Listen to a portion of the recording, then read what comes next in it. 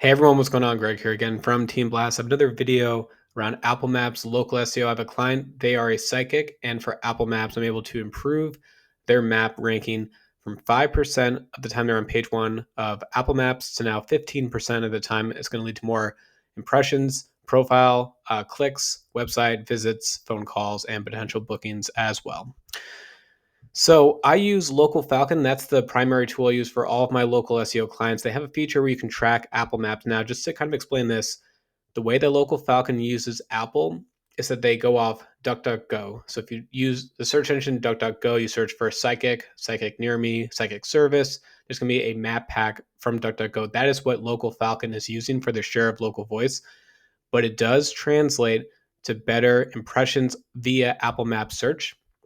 I've actually been seeing this with all my clients where it's not so much the DuckDuckGo is driving more visibility and phone calls. It's actually just more of an indicator that if you're ranking better on DuckDuckGo via the map pack, it's going to translate to better impressions and visibility on Apple Map search.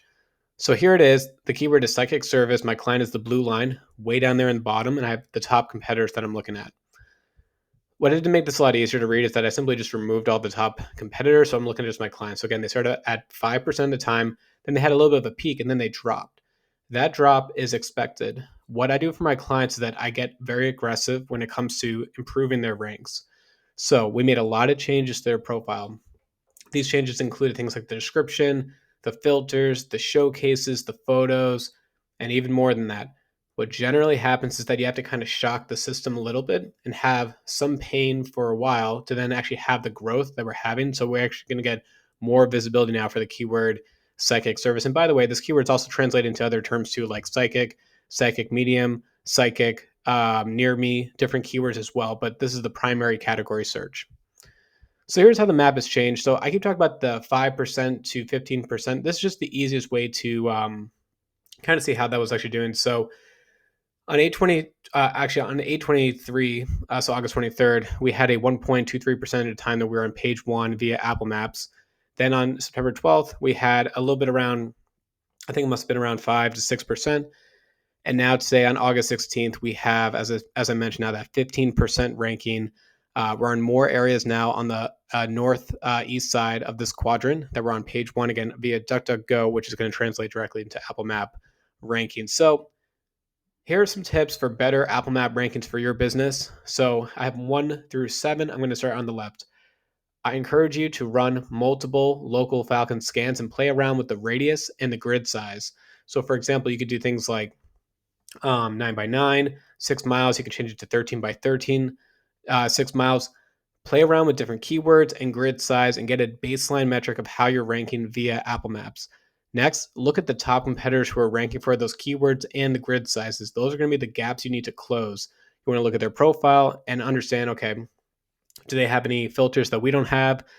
Do they have photos? Do they have Yelp reviews? There's a lot of things you can gather from this. Number 3, study the heat map that Apple Business Connect provides. If you go into your Insights tab, there's going to be a heat map. This is important because unlike Google Business, where they won't show you this, Apple will. So you can go in there and get an idea of exactly where you're winning via Apple Maps. Then you can take it a step further. You can actually update that within your description and get a little bit more aggressive. So if you're in an area that has, let's say, a lot of activity and your heat map is really strong, you may want to include that town or that city specifically in your description. Same thing with the showcases too. It's just a little bit of a tip. Number 4, create a showcase to entice activity. So I see this a lot of times. People will leave this dormant. You have only one showcase you can create, but it could be a call to action like call now or book now or any other type of action that a customer can potentially take. So you can use ChatGPT or Copilot or Google AI to come up with a really enticing marketing pitch, and then see if that encourages people then to call your business. Next, you want to upload photos on a weekly basis. So just like Google, you want to get in the habit of uploading photos of your team, the authentic work that they're doing, maybe the outside of your location, whatever it is. Photos are a ranking factor when it comes to Apple Maps. They even have an insights category of who clicks on the photos. So you have an idea of, users are actually interacting with your profile, which I believe helps with rankings. Next, you want to check off the appropriate filters within Apple. So Apple Pay, wheelchair accessibility, Wi-Fi, parking, etc. Go through and manually check those off. If you don't, you will not show up when someone does a filter search. And then finally, you want to get reviews on Yelp and TripAdvisor, and most importantly, respond to them. So anyway, I think actually here is probably the best view. You want to have a view that is changing consistently. So where they were less than 2% of the time on page one via DuckDuckGo on Apple Map search. Now today we're at 15% because we've been slowly but surely making our way back up. We've been making all the changes to the profile, and we're consistently getting the reviews and everything else that I mentioned too.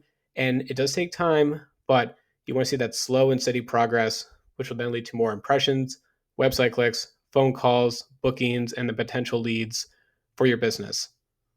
Anyway, thanks for watching this video. Let me know if you have any questions, and as always, have a good rest of your day.